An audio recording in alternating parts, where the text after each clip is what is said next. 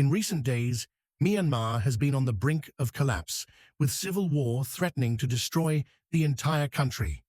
Meanwhile, Bangladesh finds itself in chaos and disorientation after its longest-serving prime minister fled the country.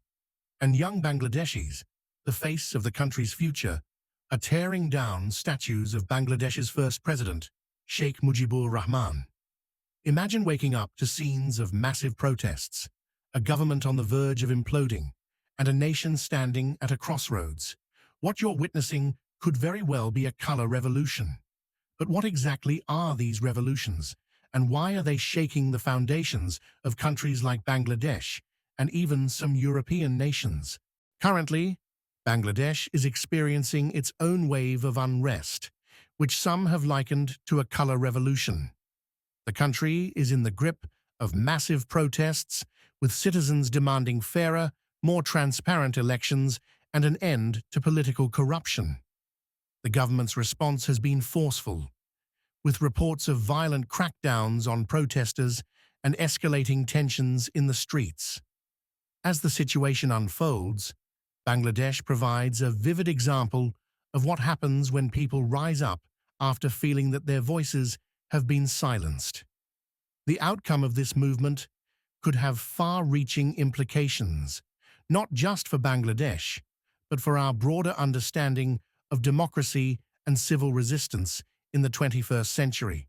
A color revolution is a political movement focused on achieving significant change through protests, civil resistance, and sometimes non-violent uprisings. These movements are named after the symbolic colors associated with them, like the Rose Revolution in Georgia or the Orange Revolution in Ukraine. Color revolutions usually arise in countries where the public is dissatisfied with a corrupt or authoritarian government. While they often start with the aim of promoting democracy or fighting corruption, they can have complex outcomes. The concept became prominent in the early 2000s, though it has roots in earlier nonviolent uprisings. Influential thinkers like Gene Sharp's work, particularly his book From Dictatorship to Democracy, has served as a blueprint for many of these movements, whose work on nonviolent resistance has inspired many of these movements, have shaped the strategies behind them. A key example is the Velvet Revolution in Czechoslovakia in 1989, which peacefully ended communist rule and set the stage for future color revolutions. You might be surprised to learn that even some countries in the world have experienced what could be considered color revolutions.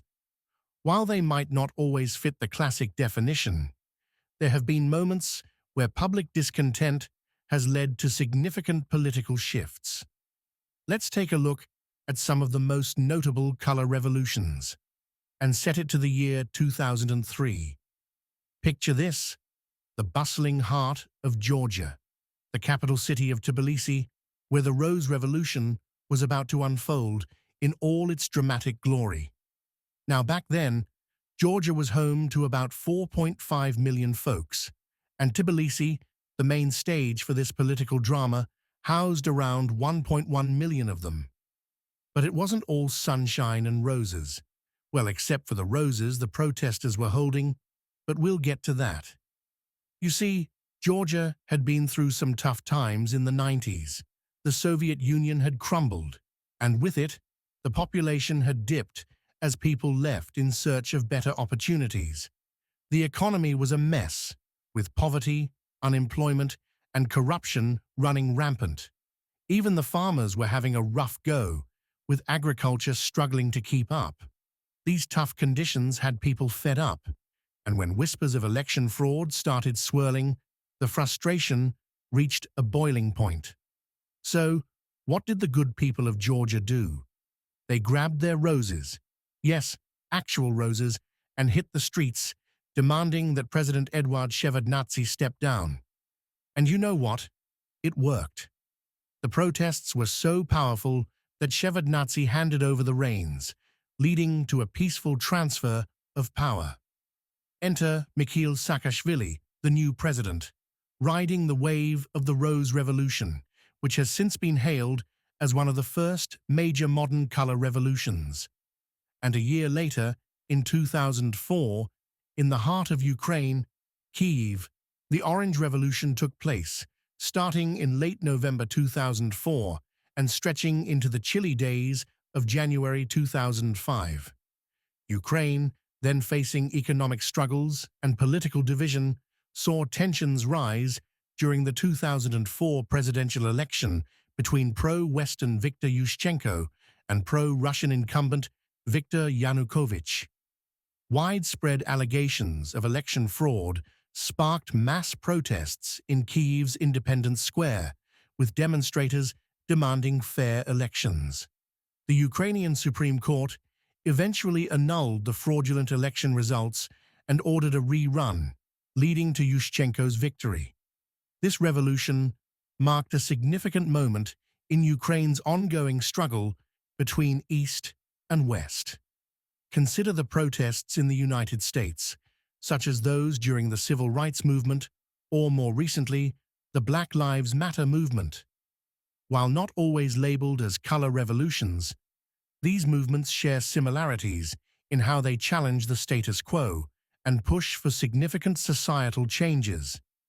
In Europe, countries like France and Spain have also experienced mass protests that, while different in context, echo the spirit of color revolutions, demanding change, standing against perceived injustices, and reshaping the political landscape. Let's wrap up our revolution tour with a stop Central Asia. This is Kyrgyzstan, in the capital city of Bishkek. It all kicked off in March 2005, where the Tulip Revolution blossomed, fueled by the kind of frustration that builds up when the government's favorite pastimes seem to be corruption and rigging elections. At the time, Kyrgyzstan's population was around 5 million, with Bishkek housing about 800,000 to 1 million residents. The economy was struggling, with a GDP per capita of just $400 to $500, and corruption was rampant under President Askar Akayev's government. The protests, fueled by a young and dissatisfied population, led to Akayev's resignation in April 2005, paving the way for Kurmanbek Bakiev to take over. However, the revolution did not fully resolve the country's ongoing political and economic challenges. Color revolutions serve as a powerful reminder of what can happen when people come together to demand change. Whether in Bangladesh, the United States, or Europe, these movements showcase the immense power of collective action and the importance of standing up for one's beliefs. Thanks for watching, and don't forget to subscribe. See you next time.